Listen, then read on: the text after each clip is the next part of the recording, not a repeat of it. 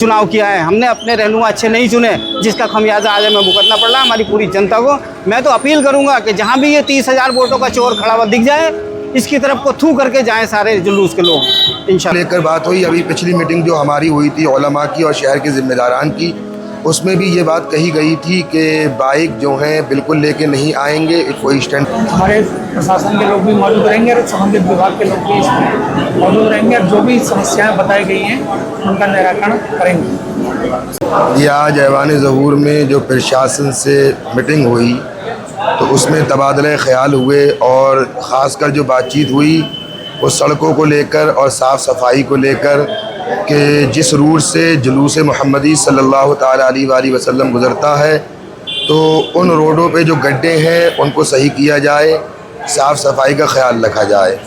और इसमें एक बात ये कही गई सिटी मजिस्ट्रेट साहब की तरफ से कि वैसे तो हम यही कहते हैं कि सब गंदगी करी ही नहीं जाए और कि ये हमारे ईमान का आधा हिस्सा है, और जो ये पॉलीथीन वगैरह है प्लास्टिक की, इनका तो यूज़ बिल्कुल ना किया जाए, कागज़ वगैरह के जो पैकेट है उनका यूज़ कर लिया जाए।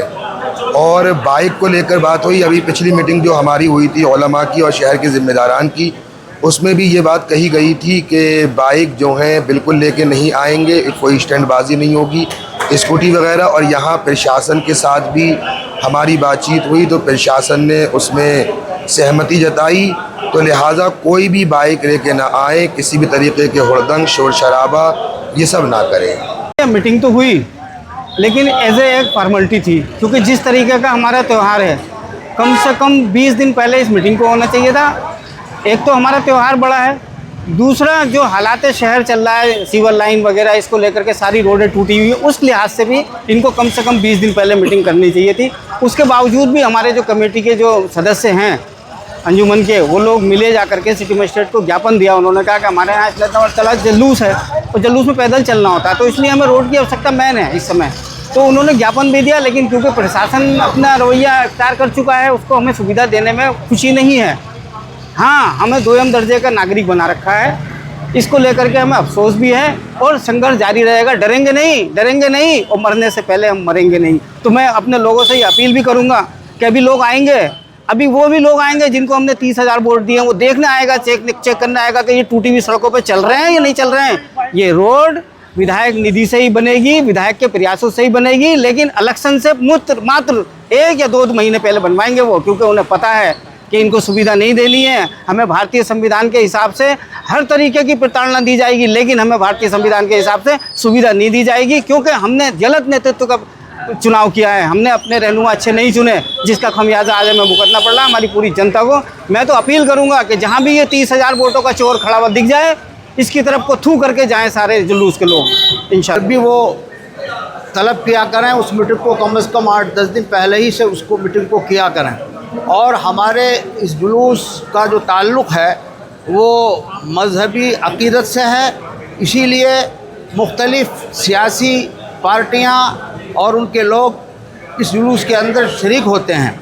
हम बनामे मुस्लिम और बनामे इंसानियत इस जुलूस को बड़ी खुशी और मुसर्रत और शादमानी के साथ निकालते हैं, क्योंकि ये उस ज़ात गिरामी का जुलूस है और ये उनका जश्न वलादत है, ये उनका तारीख़ी दिन है कि जो तमाम कायनात के लिए रहमत बनकर दुनिया में तशरीफ़ लाए। लिहाजा कोई भी आदमी किसी तरह से किसी को वरगलाए नहीं और ना ही कोई अपनी तरफ से किसी तरह का कोई हुक्म जारी करे।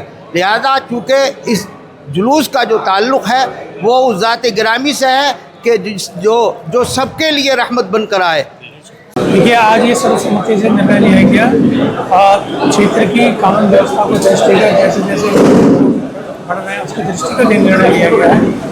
सिटी मजिस्ट्रेट साहब भी आज उपस्थित थे, अन्य विभाग के अधिकारी भी मौजूद थे।